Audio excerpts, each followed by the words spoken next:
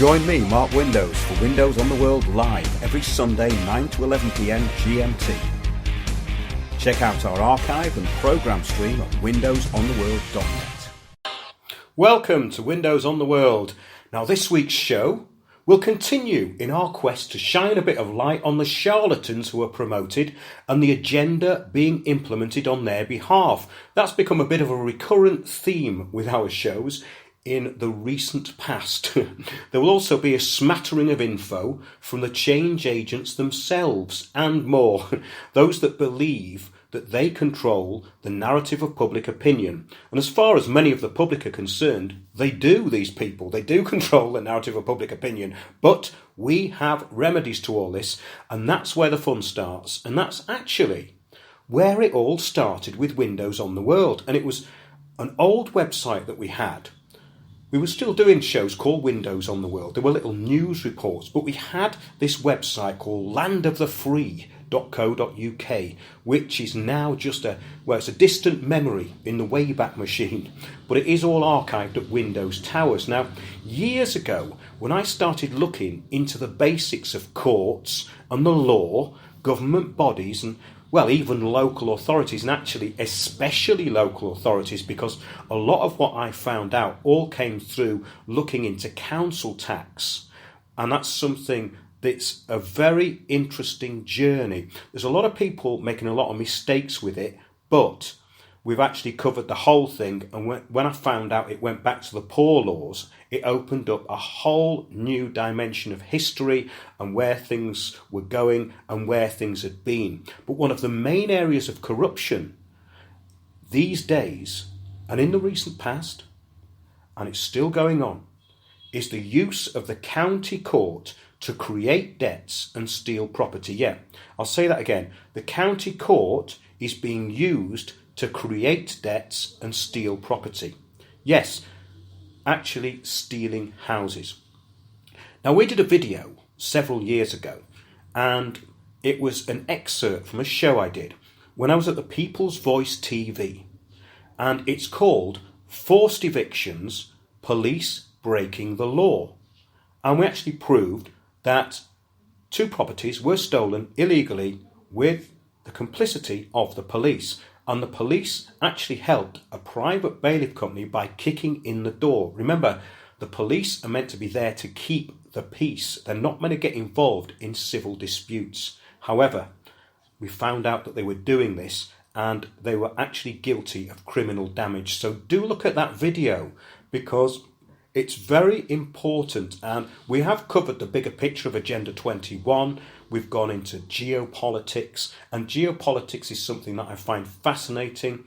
I'm in Nepal at the moment looking at the geopolitics here. I've got several really interesting reports from people here about what's going on in this country. Slightly different than in the UK, but there are parallels. The shadow government is in place. NGOs are everywhere. That'll give you a bit of a clue as to what's going on. But we proved in this video, this forced evictions, police breaking the law, that the county court, private bailiff companies, and that means not court-appointed bailiffs, they have an agreement with the court, and their so-called self-employed bailiffs pay a bond to the court. They're bonded by the court. But that doesn't mean they're court bailiffs. These are all self-employed. And we did a lot of work on this. If you look at a company, for instance, like Marston's, they've been recently bankrupted by N.M. Rothschild, and they are at the forefront of debt collection and aggressive debt collection. Now remember, these are debt collectors. They're not really bailiffs, but the police work alongside them. And that's where the problem starts. And then people inside the court work with these private bailiff companies. So basically you're talking about what you could call institutionalized corruption.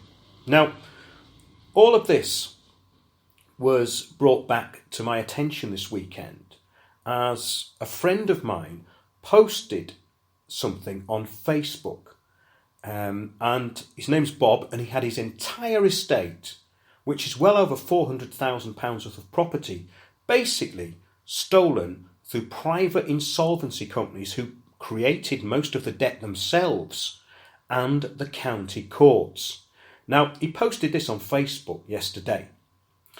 He said, with thanks to my good Soho friend, Mark Windows on the World, for coming to Hereford for a meeting a while back. Via the Information Commissioner's Office, I have proved what Mark has known all along. Huge costs appeals can sail past the lower courts up to the Court of Appeal. Now, what happened was Bob had property stolen by an insolvency company. He carries on. Once there, HMCTS can spend months getting the appeal dismissed without the lawfully required costs order. The matter is then secretly passed down to the Central London County Court. Now, the Central London County Court is an administration centre. It's a bit like Traffic Enforcement Centre in some ways in Northampton, where a lot of these debts are issued from. So he carries on. The Central London County Court then handled the property theft despite zero costs. In other words, he didn't owe anything and no judgments. He didn't have a judgment against him being registered against his name. So how could he then be liable for a debt that's basically been made up, and this company then become a private insolvency company? Remember, this is not the government. This is a private insolvency company, become trustees in bankruptcy. And they then add a load of costs on. And it carries on. They had to fake a certificate to the land registry. They faked a certificate to the land registry, which is quite easy to do, because the land registry is just that. It's there to register what they've been given. So he says, this was to steal my home despite the absence of costs orders. And then he carries on, boring stuff but true, thanks Mark. Well, I'd like to apologise to Bob because we couldn't be any more help, but what I did was I actually introduced him to one of the people on the video who'd had their property stolen. And then he spoke to one of the other people in the video who had their property stolen. And yes, it's all done in private through the county court. And I think this is worth re-emphasising because we haven't covered it really for about 12 months, this kind of thing. But really, it's the sort of thing that I cut my teeth on, because now anyone can do this. Anyone out there listening can do this. I can go into the Royal Courts of Justice, to the Queen's Bench Action Team. I think it's room E07. You can go there and you can go and see a master. You used to be able to go free, now they charge you. However, it's worth it if it £50 or £100. Last time I went, I paid £100. And you put your case to the master. And if there's been a problem with the county court, then you can get it stayed by the master and probably thrown out. Now, this is interesting. So what I wrote back to Bob was, I said, thanks, Bob. The process of stealing through the county courts is well known at the Royal Courts of Justice. In fact, when I went to see a master there about a debt-collecting LLP solicitors company attempting to get a county court judgment to take a property, the master told me that I should be there if I had an interest. And as I was walking out of the room, he said, there is one thing I could suggest, but I wouldn't recommend it. Which is kind of confusing. And what he said to me was this: there is some doubt as to whether judicial review runs to the county court. In other words, the in-house operations between judges, lawyers and debt collection agencies are in-house at the county court level. So you have to go to Queen's Bench. And I carried on. Your case, Bob, is a minefield of this kind of scenario, with private insolvency companies taking over bankruptcy proceedings. Here are two cases of property theft. One by the CSA, which is the Child Support Agency, which has been vastly curtailed in its property theft. And what we're talking about here is not the property being stolen to give to the children. It's basically been stolen by the CSA. And this has been covered in our previous shows years ago when we started. This was a huge part of what we were interested in when we were the People's Voice TV. Unfortunately, a lot of those videos have been taken down now, but do have a look at that police breaking the law video. It's incredibly interesting. Okay, so basically, the government knows this is going on and they do nothing about it. So property is being stolen by private interests, for private interests, in the county court, which is working in private. So I think that's an interesting and important way to open the show, because I will be covering more on this sort of thing, because the remedies are actually there. We do have the remedies, and the problem is that there's these remedy gurus. Often they take money off people. You know those people. They turn up, they get loads and loads of publicity, and then they disappear again. And they tell people things which are totally incorrect, like, don't pay your mortgage, you don't have to. Well, that's very strange, isn't it? Because when you look at any poster, all right, let's preempt this a bit with, or prefix it a bit really, with the fact that we know that the money doesn't exist. The money is created with a signature. Okay, we know that. However, it does state when you sign these contractual agreements that if you do not keep up payments on your mortgage, your home could be repossessed. So that's the first thing they tell you. So anyone who stops paying their mortgage, you know, many people have done this and lost their houses. You have to understand that this system is administrative. And it's an interesting thing as well when people talk about common law. Well, people were burned to death through writs of common law. I've witnessed juries being totally subverted by judges under common law. So common law is no different than any other form of law.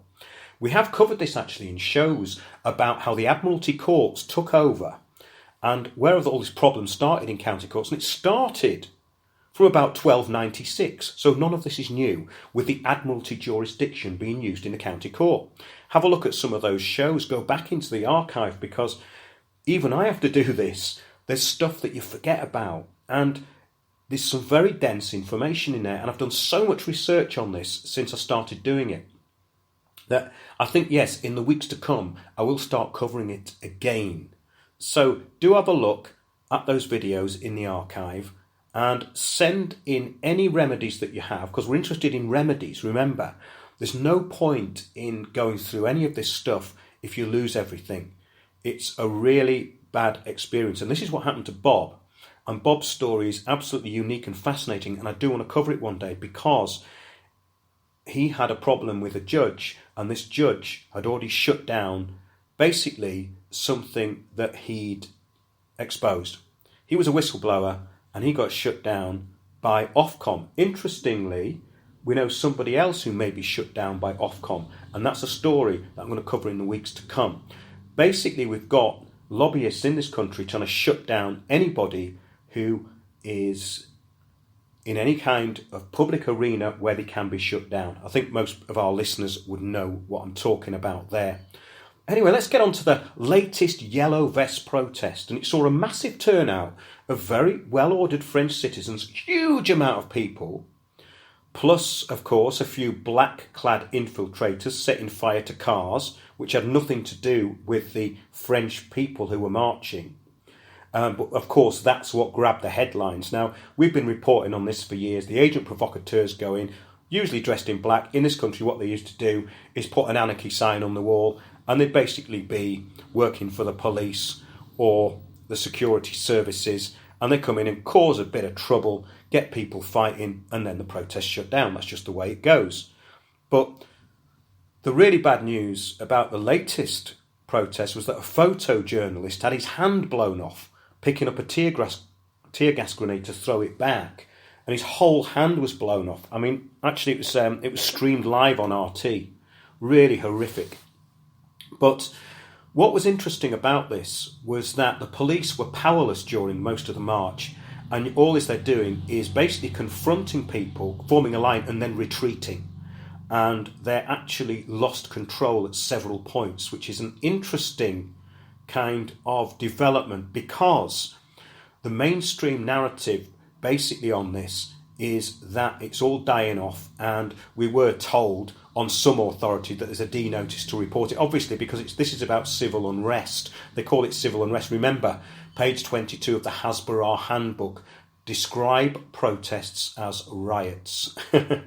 So basically, but this comes after the announcement, and this is interesting, that the yellow vests will no longer inform officials about their Paris rallies, citing severe injuries sustained by dozens of French protesters in clashes with the police. The movement says it won't be complicit in government violence, which is a brilliant response to the name-calling that's gone on. In other words, they're all far right. Now, we're being told this day in, day out. Have a look at the faces of the people on that protest.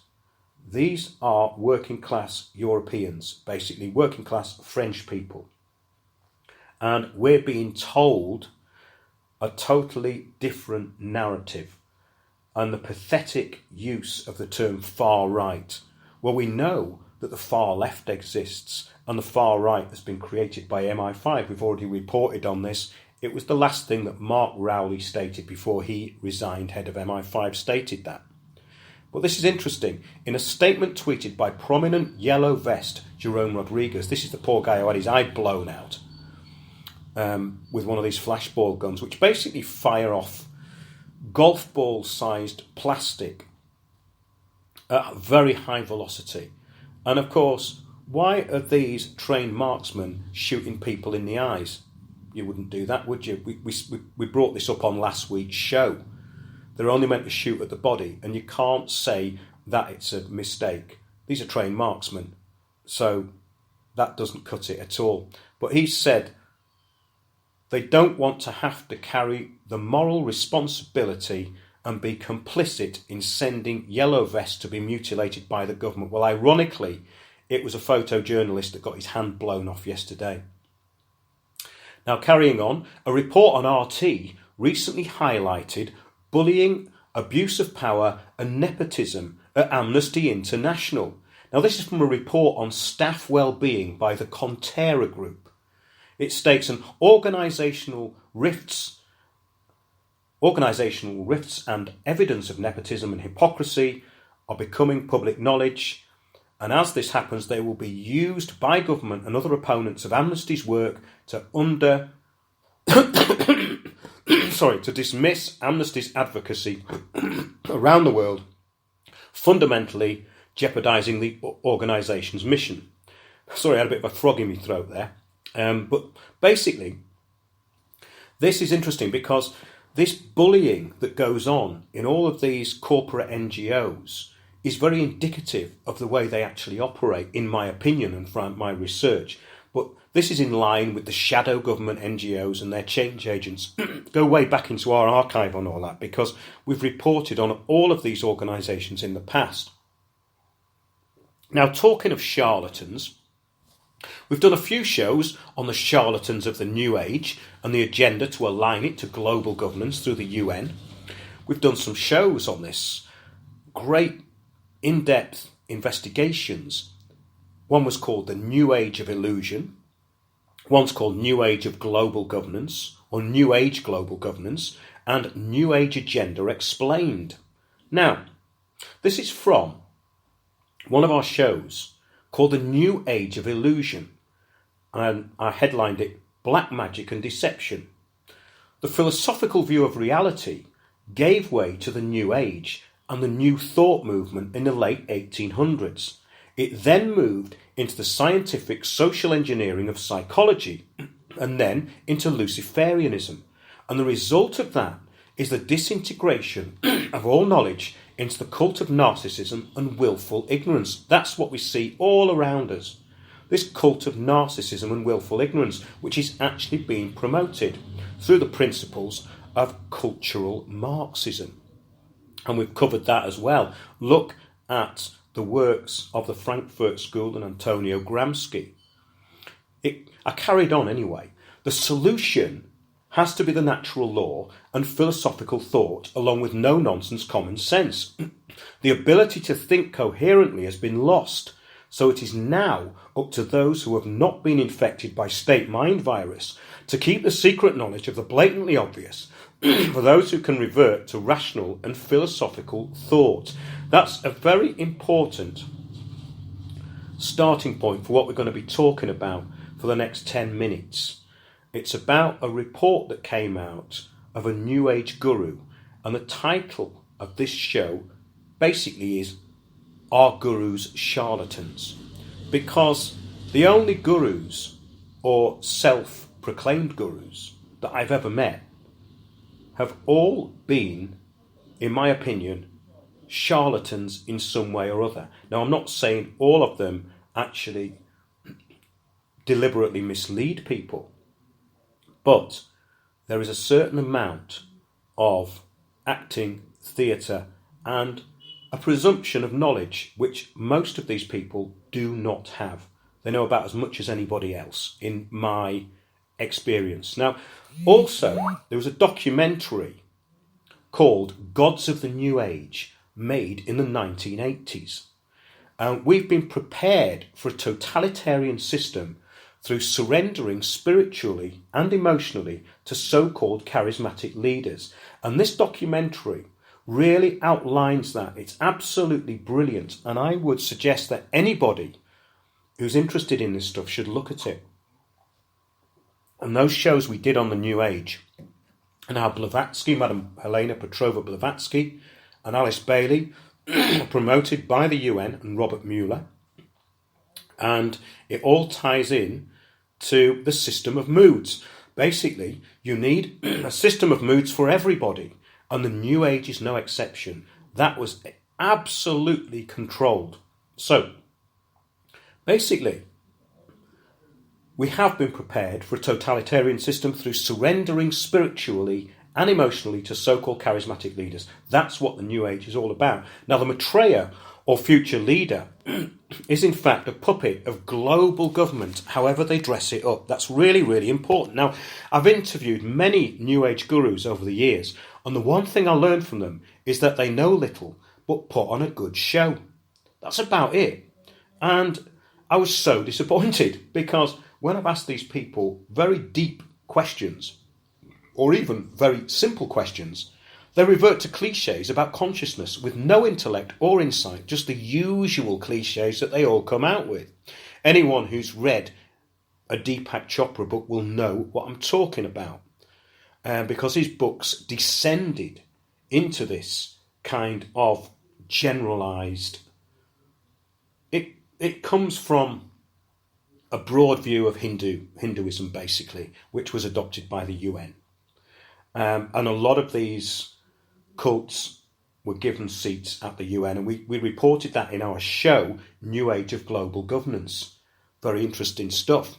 But mental laziness and huge egotism are behind this form of willful ignorance. I mean, I see that without exception. Now, none of these so-called gurus had any concern about the dangers of channeling or the weakening of the psyche through so-called devotion to what are in effect parasites, parasitical energies, in my view. Now, whether it was Bhagwan and his 100 Rolls Royces and his drug dealing, or Sai Baba, the other fraud, they took advantage of those who flocked to them and degraded the minds of all who came into contact with them. Now, this is the really weird and tragic thing about it, that they actually destroy the minds of these people who are often very damaged or vulnerable, who go to them thinking they're going to get help. So along with the abuse of their followers, this is basically how these cults work. So the idea is that people are being mentored into basically global governance through the New Age. And if you look at it through the past 100 years, all of the social Darwinism has fed into it as well. Really fascinating stuff. So the main question is, why do people keep on getting fooled by these gurus and these leaders? Which brings us onto the latest scammer, who was supported by Oprah Winfrey, Bill Clinton, Paul Simon, Naomi Campbell, and even people now discredited in the UK for pushing hoaxes. And these people who have been pushing what have been actually exposed as hoaxes were actually pushing who I'm going to be talking about. They were all tied to a fake healer who called himself John of God in Brazil. He's in Brazil. And he did this sort of psychic surgery where he appeared to be plunging his hands into people and healing them. And basically, everyone was going there to get cured. Here's the news item. Spiritual guru of Brazil ran sex slave farm and sold off human babies in auctions, a stunning investigation reveals. Now, why is it that all of these people are basically criminals and perverts? Why is it? It's absolutely incredible. But do have a look at that documentary, Gods of the New Age, because that kind of really predicted the whole thing as it was going along. I mean, at the time, we had Bhagwan Rajneesh, and I knew people who were involved in the Bhagwan Rajneesh cult, the orange people. Then they started wearing red. None of them had ever met this guy, and they all paid for therapy in his fake ashrams that was set up in houses all over this country. He had property everywhere. And I've just found it an absolutely incredible experience, the whole thing of looking into why people believe in these gurus who are completely remote to start with. So it said investigators found firearms and large quantities of cash in a house used by Defaria, which is his name, as a spiritual retreat. So he had firearms and loads of cash in his spiritual retreat.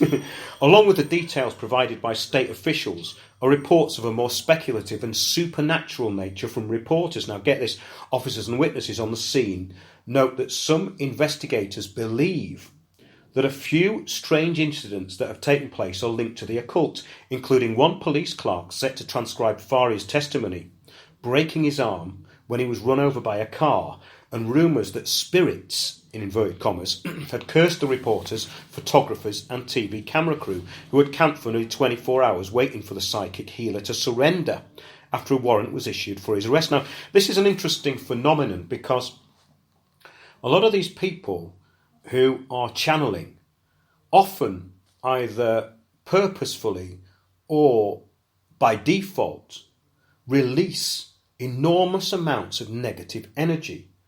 And I've had this before, I've really reported on it. I mean, it's an area I can't go into tonight, but we've done shows about psychic attack and paranormal experiences. Have a listen to that. And it's a massive area. And when I did some work with a Brazilian group actually called they specialised in consciousness. They're called the International Academy of Consciousness. They actually did exercises to strengthen this resistance to psychic attack. And it's really interesting how the whole thing works. It's all about energy and transference of energy. And a lot of these people have a basic understanding of it because they're manipulating other people's energy all the time. So that's a really interesting point, that loads of negative energy was also released by this entity, this possessed entity, this John of God. So this is the whole New Age problem in a nutshell. People worshipping charlatans and psychopaths and getting involved in channeling negative entities and complete loonies, basically, unleashing what can only be described as demonic energy, which does exist. There's no doubt about that. So the enablers of these channelers of everything negative are themselves complicit. Now, that means that those people who join these cults are complicit in the negativity. They become channelers of it, and often it destroys their lives. Now, over the decades it carries on, Faria had turned such superstition into a massively lucrative enterprise. After Oprah Winfrey promoted his psychic healing centre on her show 5 years ago. Now, this is interesting because these show business people are usually very superficial. It's a superficial medium. I'm not having a personal go at Oprah Winfrey here, but what I'm saying is that media people generally are in a superficial world. So they latch onto these people and they promote these people. So, in other words, they're enabling it. And this is interesting as well in the respect that the people who have been promoting hoaxes in the UK, totally discredited hoaxes, getting many people into trouble, also followed this John of God character. And they were even talking about sending one of my friends over there.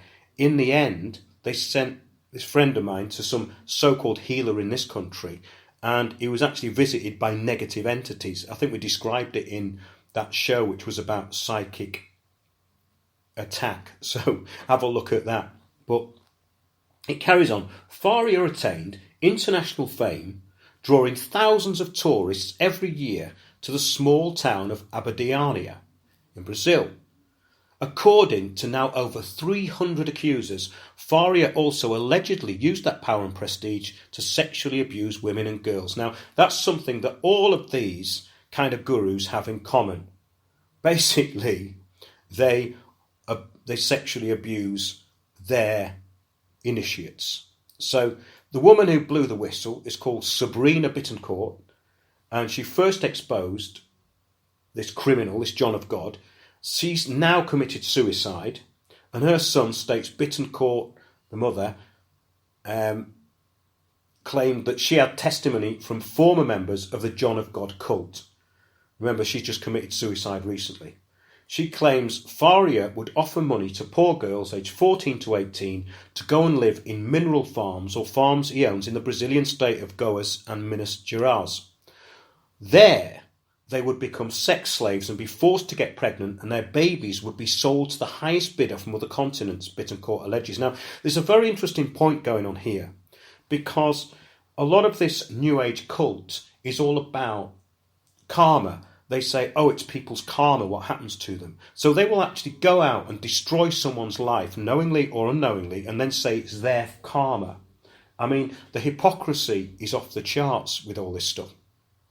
But it says Bittencourt had committed suicide in her home in Barcelona, Spain, where she was reportedly living under protection after receiving death threats from Faria's followers. Now, who knows what's gone on there?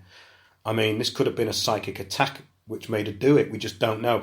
That's conjecture. Don't want to get too much into that. But the amount of evil around these people who often call themselves gurus and initiate loads of people and then become extraordinarily wealthy is basically a web of evil. So it carries on. We announce with regret the death of Sabrina de Campos Bittencourt, which occurred around 9 p.m. on Saturday, on February the 2nd in Barcelona, where she was living.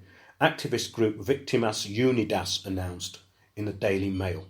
The activist committed suicide and left a farewell note explaining the reasons why she took her own life. We ask you all not to try to contact her relatives. 2 of her 3 children are still not aware of what happened, and their father, Rafael Valesco, is trying to protect them. Her eldest son, Gabriel Baum, addressed her death on Facebook, writing, "She took the last step so that we could live. They killed my mother." More than 600 women and counting have accused Faria, also known as John of God, of sexually abusing them during his healing sessions, including his own daughter, Dalva, who described him to the media as a monster. Things began to unravel for John of God after a Dutch woman accused him on live television of sexually assaulting her.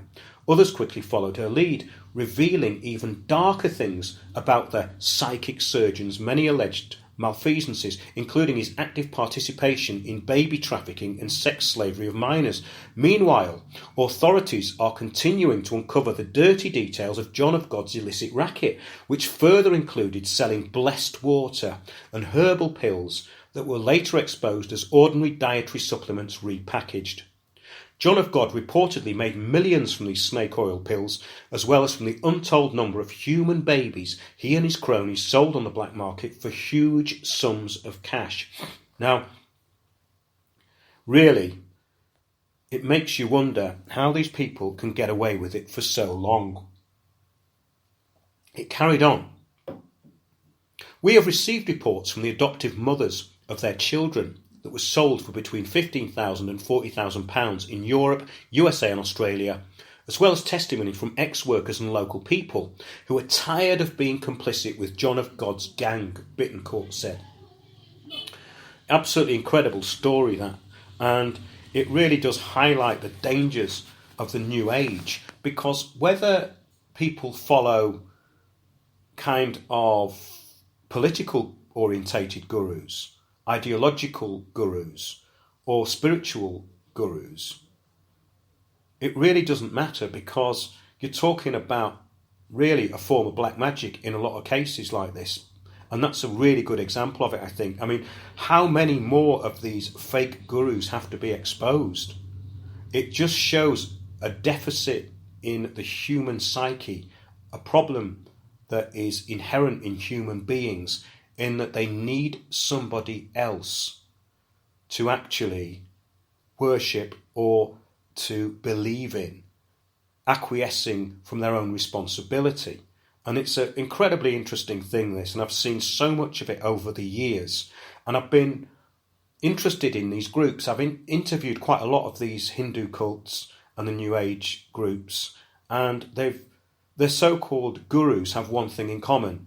They know no more than anybody else, and that's about it, really. So I'm going to move on now to ideological subversion, the destabilising agenda, yes, the global action plan to create a monoculture by watering down all culture. The new culture will be cherry-picked, virtue signalling unreality, rolled out to be mused over with a cappuccino, in a characterless, sterile corporate environment, surveilled, imposing, and full of clueless Guardian-reading so-called hipsters. All right, that's my interpretation, but it's not far from the truth, is it really? Yes, so-called hipsters who 50 years ago would have been called squares. Now, this is a really important point, yeah? So all these people now call themselves hipsters, 50 years ago would have been called squares. So, on to the depressing rag of choice for the terminally and willfully uninformed, yes, the state mouthpiece for subversion and worthless, opinion-based, fact-free propaganda, The Guardian. Now, it carries on with a story in The Guardian. In tune with calls to study fewer dead white males, I'll say that again, in tune with calls to study fewer dead white males. What a strange opening sentence. Swansea University announces a new module focused on hyper-contemporary International Dylan Thomas Prize. And it's responded to calls for the English literature curriculum to be decolonised by launching a new module focusing on hyper-contemporary works of fiction. Well, The Guardian knows all about works of fiction, doesn't it? Everything they put in there is a work of fiction, side issue. The module, which will focus on books long listed each year for the International Dylan Thomas Prize for writers under the age of 39, is the UK's first course based on a contemporary book award. It follows demands from students at universities, including Cambridge, for courses to be decolonised. Now, I wonder who told them to do that. And more black and ethnic writers to be included. Now, there's nothing wrong with that. But basically, what they're actually doing is that they're creating an actual unreality. It says to be included in the canon instead of more white male authors, right? Okay, so that means they're discriminating against whites now, but you're not allowed to say that. So in other words, there's active discrimination against white writers, which is what this is really about, which is all, okay, the big conspiracy theory of cultural Marxism. And we're going to get onto some of the people who are actively trying to control what is now called the right, which is actually the people who are into sovereignty. And I'm going to get onto that in the next show because that's incredibly important. But getting back to this, the real ancient mysteries and real culture are being willfully destroyed. That's what it's about.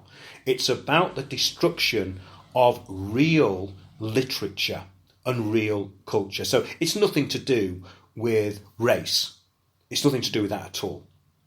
If you go to any other country in the world and this stuff hasn't been imposed to the extent it has in European countries, you will find that local and tribal culture is extremely strong for a very good reason, because people who are part of that want to keep it alive.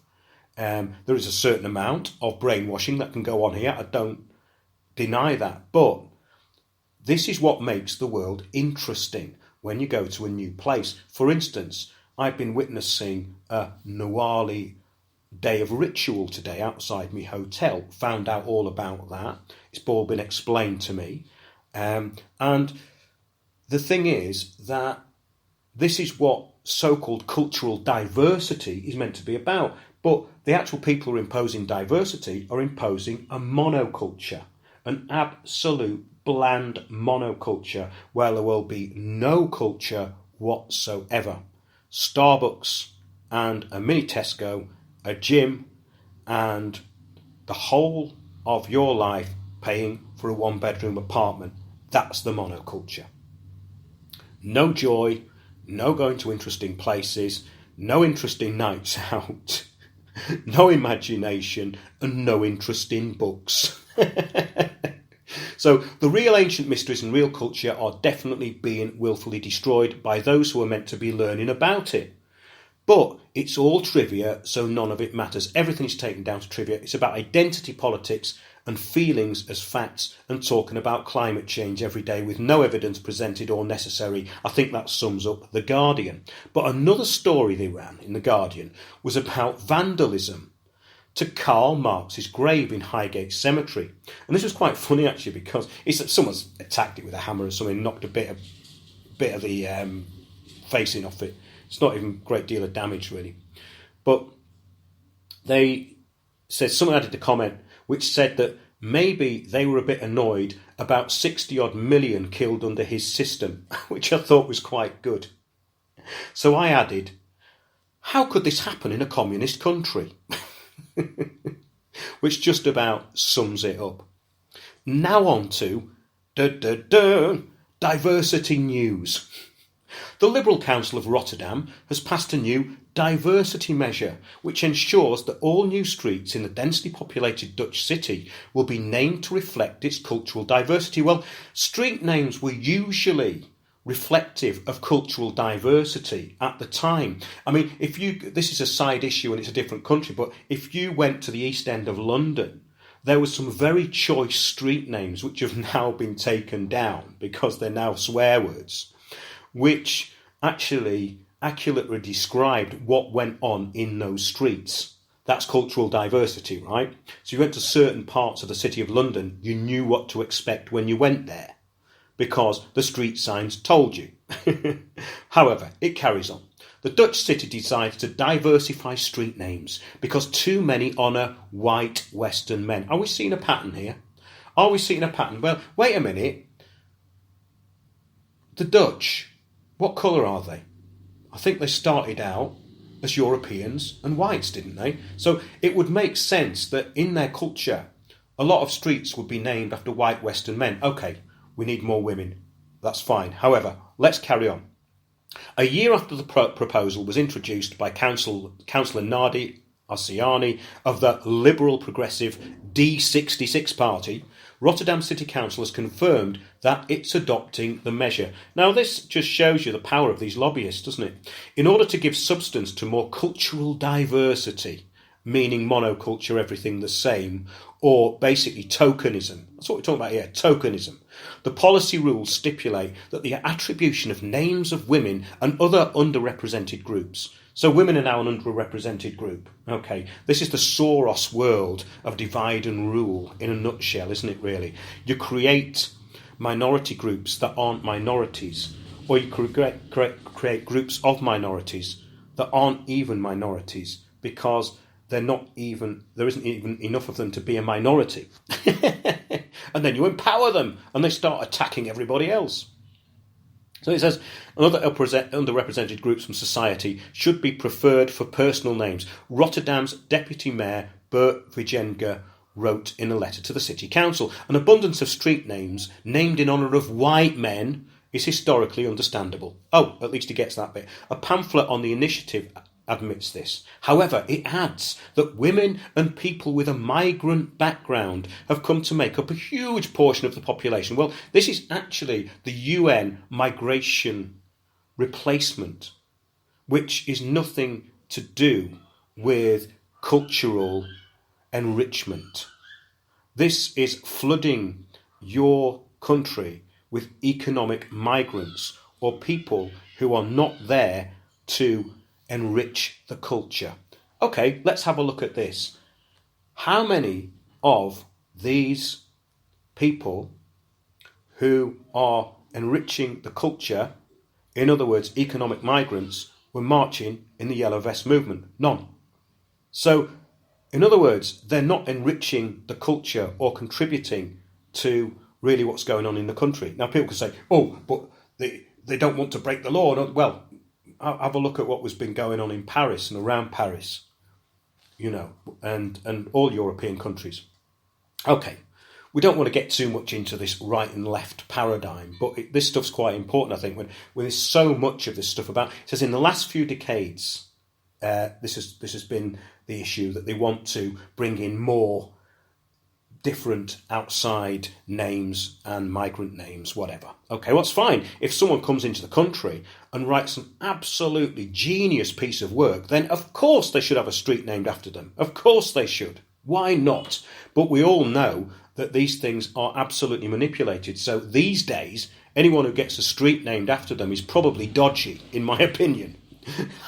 And they deserve recognition in the streets and are a source of inspiration, it says. So really, you can see how all this is working. It's destruction of the existing culture. And when you go to countries that aren't affected by this, you just see how strong the indigenous culture actually is, and how kind of fascinating it is in a way as well. I mean, yes, you can feel left out, but you need to join in. Carrying on. Change agents on Twitter. Yes. The enforcers of road closures and Agenda 21 have been at it, as usual, on Twitter. This was from We Support Waltham Forest, Mini Holland. Now, Mini Holland was basically the closure of all roads in Waltham. So, nice little segue from the last bit. Maybe they'll start naming the streets with a bit more diversity. In the borough of Waltham Forest, maybe they'll have Clyde Lokes Avenue, because he's actually closed all the roads off under Agenda 21. Or maybe they'll have Useful Idiot Parade and just a picture of him. However, this is what Waltham Forest Mini Holland tweeted.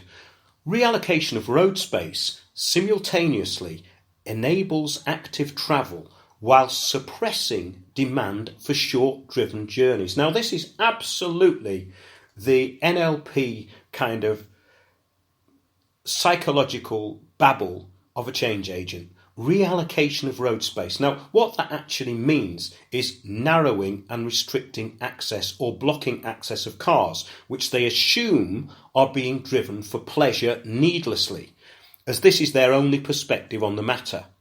They've only been told that the motorists are clogging up the roads unnecessarily for short journeys and that they could walk instead. Now, this is the big story. We're trying to cut down short, unnecessary journeys. Well, a lot of these people have got kids, and a lot of these people need to buy a week's shopping. That's why they have a car. Or they have a number of kids that they're trying to drop off at school, which they can't do because they get a ticket for idling their engine or actually stopping outside the school. And basically, all this is coming from lobbyists. It's not actually coming from the indigenous population. So there you go, yeah. Reallocation of road space simultaneously enables active travel. In other words, if you've got a car, you're going to be stuck in a traffic jam all day until you give up your car, or you're going to walk and cycle. As they say in Waltham Forest, it is their slogan, walk, cycle, end joy. It's actually end joy, but I call it end joy because they've ended all joy. So basically, these people are tweeting this stuff all day long. Here's another one. This is from Labour Cycles. Britain's communities are plagued by short car journeys. Can anyone see a pattern emerging here? I mean, these people have all been programmed and brainwashed into this one thought that short journeys in cars are unnecessary. Well, maybe they're not. You know, I mean, what happens when you want to get the plumber round and they can't find where you are? They can't even get into the road. What happens when you've got delivery vans driving round all day trying to drop off parcels because they can't find their way in? What when you have ambulances that can't get people to hospital because they can't get in? And this is what's happening in Waltham Forest, but they don't want to talk about that. They don't want to talk about the fire brigade not being able to get into a huge fire because all the roads were closed. Now, you'd think that when they planned these things, that all of this would be taken care of, but no, it's absolute chaos, and it's being done for a very good reason, and it's all about the Agenda 21 principles. It carries on anyway with this tweet. Britain's communities are plagued by short car journeys that damage physical and mental health. Well, how does short car journeys damage physical and mental health? I don't really understand, because engines are the cleanest they've ever been. There's not as many cars on the road. So why would it damage your mental health going to get your week's shopping at Lidl? I don't really understand. They also profoundly damage community cohesion. Now, wait a minute. This is another soundbite that doesn't mean anything. They also profoundly damage community. No, they don't, actually. What happens is that people like this are creating divide and rule by attacking people for going shopping or dropping their kids off in their car. It carries on. The costs fall most on the most vulnerable. Now, this is just like a selection of random kind of statements that don't make any sense put together. The costs fall on the most vulnerable. What costs? No, the costs fall on the motorist who pays extortionate tax, has to buy a parking permit, gets fined pretty much all the time for wherever they go. So that's where the costs fall. They fall on the vulnerable, which is the motorist. But they're trying to say that for some reason this affects people who are vulnerable. Absolute nonsense. It carries on. Active travel is not a technocratic issue. It's about politics. Interesting they bring up technocracy. So they know basically what they're talking about here. Active travel is not a technocratic... No, it's not a technocratic issue. It's a right. Active travel is a right. It's not an issue. They say it's not a technocratic issue, it's about politics. Active travel. So you get in your car and go shopping and it's about politics, is it? It's about politics to these people because they're turning it into politics. They're absolutely sickening. And they've actually attached an article from guess where? The Guardian. What else? Which says, it's so scary how the UK's filthy air is sending children to A&E. Now, I haven't seen any report on this. Let's get into it. It says young patients with respiratory problems are a regular sight for doctors due to air pollution crisis. Wait a minute. Young patients with respiratory problems may be a regular sight for doctors. How did they possibly know it's down to air pollution? Well, the reason I sound a bit rough on the past couple of shows is because I've been in places that are genuinely quite polluted with dust and with traffic. Now, the thing is that in the UK, the actual pollution levels on roads has dropped dramatically, absolutely dramatically. And I've lived on main roads in London. And I know that the pollution is, I would say now, negligible. People may argue this. Okay, pollution's not a good thing, but let's get it into perspective. It carries on. Now, I don't believe this is true at all. This is what we're saying. The air is, much less polluted. Okay, so it's a little like the climate alarmists tagging on pollution to climate change when they're two separate issues. So what they're doing is they're saying like, oh, there's kids with asthma and breathing problems. It's got to be the traffic. Well, no, not necessarily at all. It says, now get this. This is from a doctor, and he calls himself a doctor against diesel. And he's quoted, and he rolls out the usual statement, which is not based up with fact, but his opinion, right? He says, and although he said, it was possible...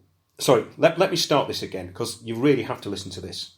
He said it was impossible to ascribe air pollution as the sole cause in any individual case. In that case dismissed. Yeah? No evidence. So in other words, he's given an opinion, and they're printing it and saying that this vast sort of amount of people who are taking their kids who've got respiratory problems into hospital is, in his opinion, down to pollution, but there's no proof. And it's impossible to ascribe air pollution as the sole cause. Well, if it's impossible to ascribe air pollution as the sole cause, there's no evidence whatsoever. In other words, you have no case, you have no argument. It's another stupid, waste of space article in the world's worst newspaper, The Guardian. It carries on. The UK's filthy air is very severe and is a major driver, ironically, of adverse respiratory effects. The World Health Organization said recently, that air pollution is the new tobacco. Is it? I don't see that many people paying for that. I mean, what, they're going to put a tax on car emissions? Oh, they already have. Sorry, yeah, you're right, yeah. Yeah, it is the new tobacco. It's got a tax on it. Yeah, the World Health Authority said recently that air pollution is the new tobacco. And I think, in terms of its impact on health, that is how we should think of it. I mean, this is meant to be a doctor who's saying this. What is wrong with these people? This is mental retardation. It just doesn't make any sense. Schools are becoming increasingly vocal, demanding that parents and children walk, here we go, rather than use cars to get to and from school. Now, what this is about is the state interfering and going, don't get your parents driving you to school, walk instead. Absolutely bully your parents into making you walk to school. Okay, the parents are going to be worried sick about them walking to and from areas that are dangerous, but don't take any notice of that. Go against what your parents are saying. Others are installing air purifiers in the classroom after growing concern around levels of indoor air pollution. Well, what are they having indoor air pollution in schools for? I mean, this is ridiculous. It can't be the traffic, because in the 90s it was much, much worse. There are far fewer cars and the cars are much cleaner now. And of course they're getting rid of all the diesels anyway. However, I'm going to have to finish with this. A factual and informative article in the New York Times. Wait a minute. Yeah, I'll say that again. You heard it right. A factual and informative article in the New York Times. It's called a Deterioration of Musical Dynamics. Now, this is really interesting. It's like everything else. Musical subtlety and dynamics are being drowned out by compression. Now, this is a fascinating thing, because what you get now is everything seems to be one level, at one volume, and it's kind of overloaded, and basically it makes you turn off. In other words, the musical dynamics are being lost. It carries on. A louder record grabs your attention and will often be perceived, at least at first, to have better sound quality than a less compressed album, and musicians didn't want their product to sound weak by comparison. Maximum loudness, it was thought, was a prerequisite for commercial success. The war became so heated that by the latter part of the decade, some mastering engineers took it a step further. They not only compressed dynamic range to within an inch of its life, they also made the loudest parts exceed the maximum possible peak. At these moments, the sound wave clips becoming dense and distorted. As with compression, clipping can be done artistically, it says here. It may even aid and abet a certain dissonance that fits the music, but in the 90s it became yet another weapon in the loudness arms race, which was not one of artistic quality but of profit. There was a potential downside to all this loudness. Many audio pros maintain that excessive loudness creates aural fatigue. We may not consciously notice it, they argue, but it makes us less likely to listen to music for extended periods. Now, this is absolutely true, because when the dynamic range is at one level, because basically what compression does, and MP3s do this, they make everything one level. So in other words, the loudest thing becomes the dominant thing within the mix. And what compression does is it actually it reduces the dynamic range and pushes it all into one kind of range, which is very, very narrow. So in other words, you don't get what you get in classical music. You get what you get in kind of rap music and dance music, the way it's incredibly compressed. Very interesting article, this. Although this is a difficult claim to prove, it says, it is undeniable that decreased dynamic range has limited the sonic palette of recordings. When compact discs were introduced in the 1980s, one selling point was that they were capable of a greater dynamic range than vinyl records. Yet the average pop recording today has a smaller dynamic range than records made during the analog era. Really interesting, this. And I might cover it in future shows, because I was really into vinyl and I had a really good record deck, Train Spotter time. But the actual dynamic range you could get out of records is far wider than CDs, because they sample everything in pulses, and things that would die off normally in an analog will actually clip when you're listening to them on digital. Absolutely fascinating way to end the show there. And for once, a really informative article in the New York Times. So that's it for this week. That's flown over really quickly. I've got so much to cover, and I'll be covering it in the next few weeks. Thanks for listening, and hopefully I'm going to clear my chest for next week's show. I'll have a walk in probably the Himalayas. See you all next week.